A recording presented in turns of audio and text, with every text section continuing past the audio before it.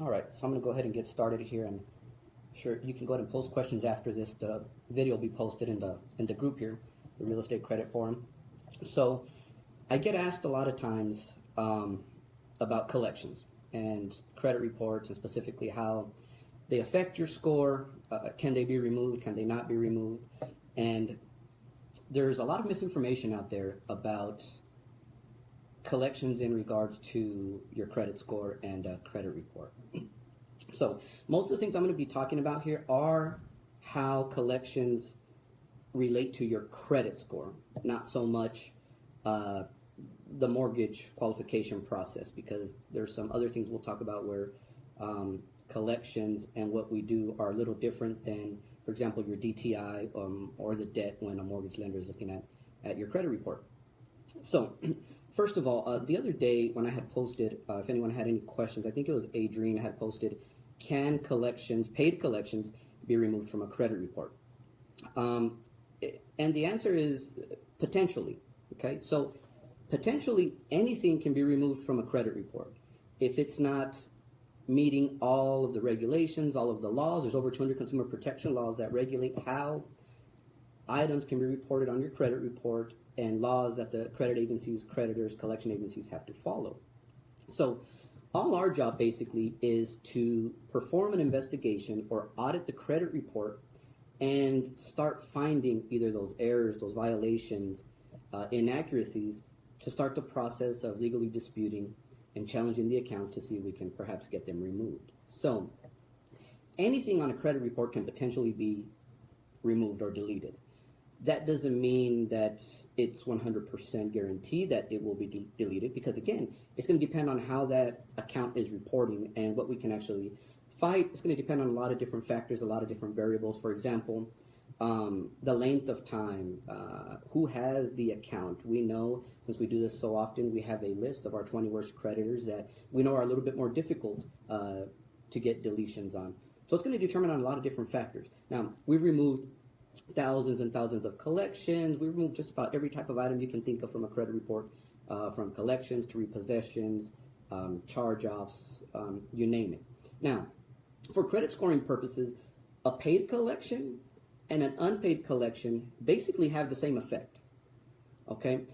A lot of people think, or when they come into my office, that if you pay a collection, it comes off of your credit report, and it doesn't. That's not true, unless you've made some sort of special arrangement that it comes off, but that's very, very rare. So just the act of paying a collection does not remove it from your credit report, okay? Also, in most cases, it does not improve your credit score, okay? An unpaid collection, a paid collection is still a derogatory item, still shows up on your credit report as a derogatory item. The only difference is that there's a zero balance, okay? So same effect. As a matter of fact, we've actually seen credit scores drop when a collection is paid, because remember, it's still a negative account, okay? And sometimes when you pay it, let's say it's a collection that's a little older, it's got some age on it, it's about 5 years old per se. You pay it, what happens is the date of last activity or the dates get updated, okay? So now it's still a derogatory item, still a collection, but it appears more recent. And part of your score is the recency of a derogatory. So it can potentially lower your score. Now, we do advocate that everyone pay their bill, pay their collections, but come in for a consultation first or speak to someone to see how that can be done. Now, ideally, when our clients come into us and they're sent over from the mortgage company or real estate agent, and they have numerous collections on there, we would begin the process of, again, trying to get those accounts legally deleted, okay? Now, if we get an account, a collection that has a balance, if we get that account deleted from a credit report, it does not mean the client does not owe that debt anymore. It just means that it cannot legally be on their credit report, and it can't legally be used against them. So obviously when it's pulled for mortgage purposes, whatever purpose, it won't be on there. It's been legally removed due to violating some sort of law, FCRA, FDCPA, whatever it may be, or some inaccurate information that we found. So we tell the client that up front, if it's removed, it does not mean you owe the debt, okay? But removing the collection from your credit report will help, obviously, your credit score, because it's been dismissed from the credit report. Now, at that point, it would be up to the client if they want to make arrangements on their, on their own, or get that paid. An important thing to note is that in Texas, there is the statute of limitations on debt collection of 4 years. Now, what that means is, starting usually 180 days after you went delinquent, when it goes into charge-off status or transferred to a collection company, the clock starts to where the creditor can sue you for the debt. So that means you get sent to court. If you don't show up, you get a default judgment. That's how judgments start appearing on the credit report. With that judgment, they can get an order to levy your bank account or garnish wages. Now, that is rare, but it does happen, and it's going to depend on who the creditor is, the amount of the account. Usually we see kind of above $2,000, potentially they may want to pursue it. Below $2,000, potentially they might not, but it all depends, okay? So ideally, we would want to get the item deleted from the credit report and the client eventually pay the debt, okay? Because one thing that can happen is when we remove an account or delete account from a credit report, it's permanently deleted. That account cannot be reinserted if it's been removed the correct way.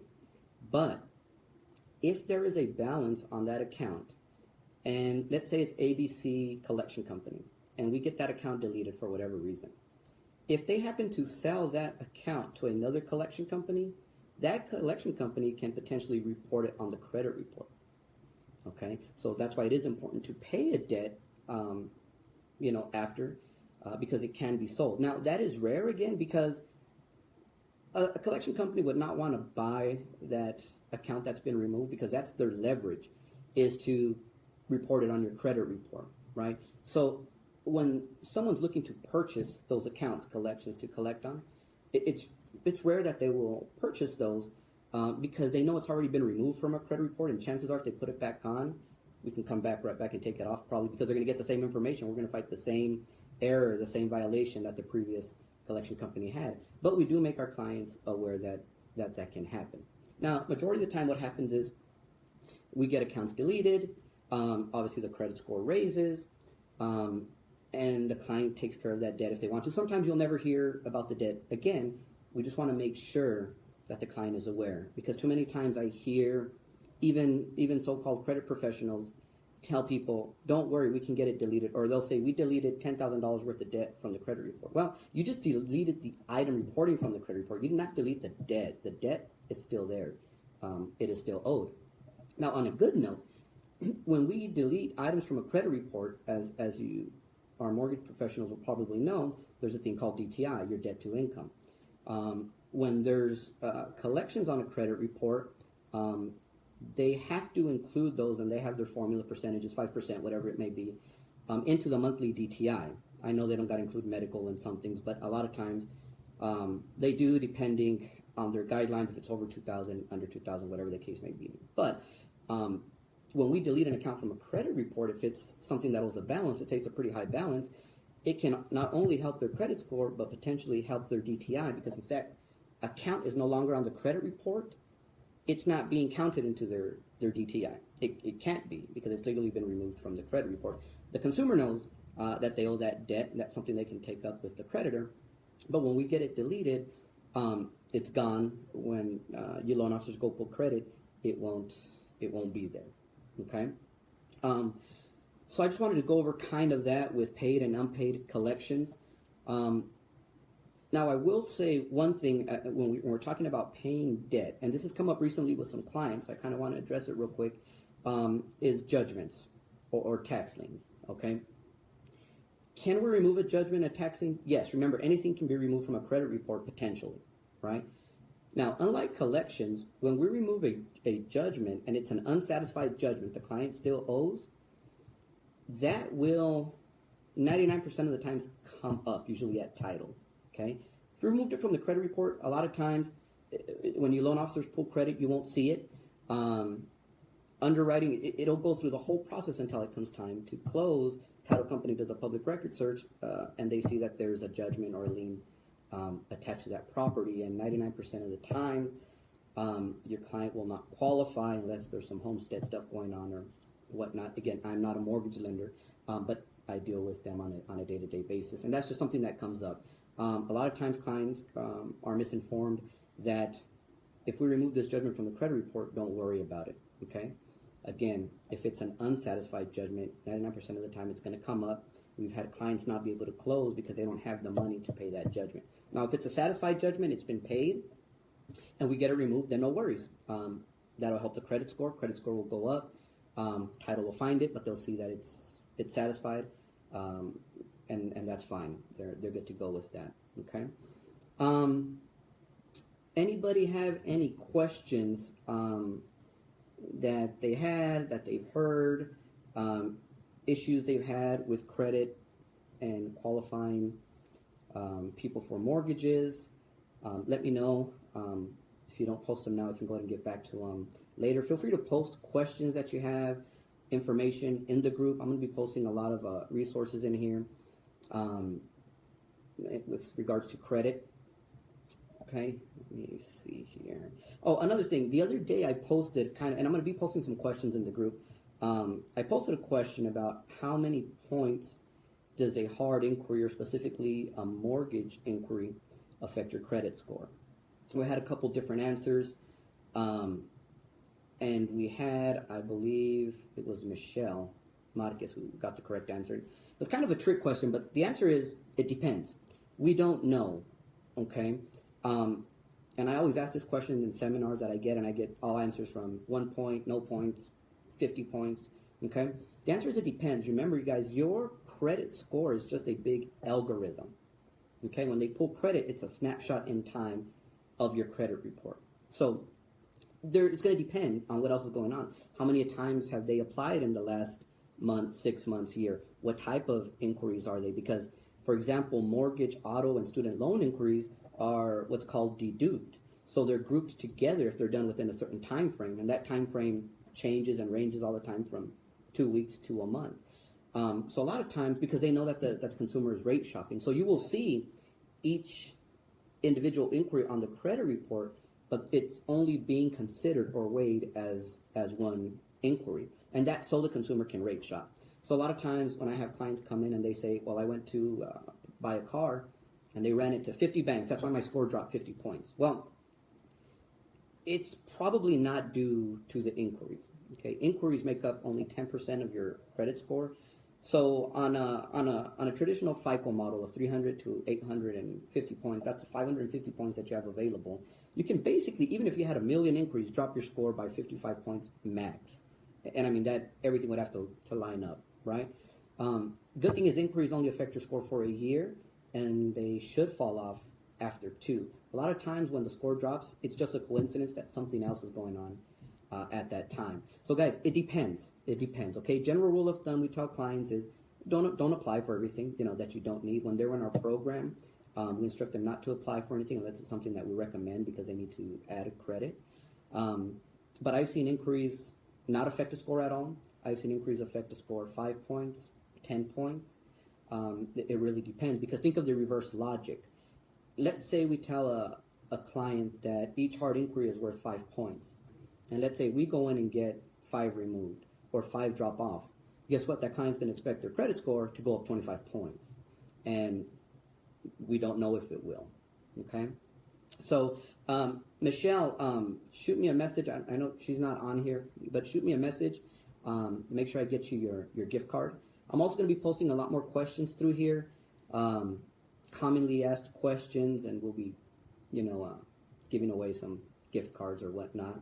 I'm also going to be trying to do these Facebook Lives every week. I'll bring you guys information, updates on what's going on in the credit industry. There's always things going on. There was the big Equifax data breach. We are a member of NACSO, the National Association of Credit Services Organization, so we are updated and briefed on everything that's going on in Washington, different laws that are changing. So any of that I hear, I'll bring it to you guys, because some of that stuff does affect you guys. As we know, in real estate credit, it's crucial, right? I know I talk to lenders all the time, realtors all the time, and one of their biggest things is people can't qualify because of credit. So I'm going to be bringing you guys as much information as I can. Feel free to post in the group questions you may have, and I'll try to gather those through the week and answer them on our weekly Facebook Live. I'll also just have a general topic every week that we can go over, because there's so much out there that we can go over. So again, guys, thanks for tuning in. Invite, if you know other people, mortgage professionals, real estate professionals, to the group. Interact here. Feel free, again, to ask questions. That's what we're going to be here for. One last thing, we are going to also be at the Builder Scavenger Hunt. I think it's on the 27th, and we have a new team member, Neida Saldana, that she's going to be dealing.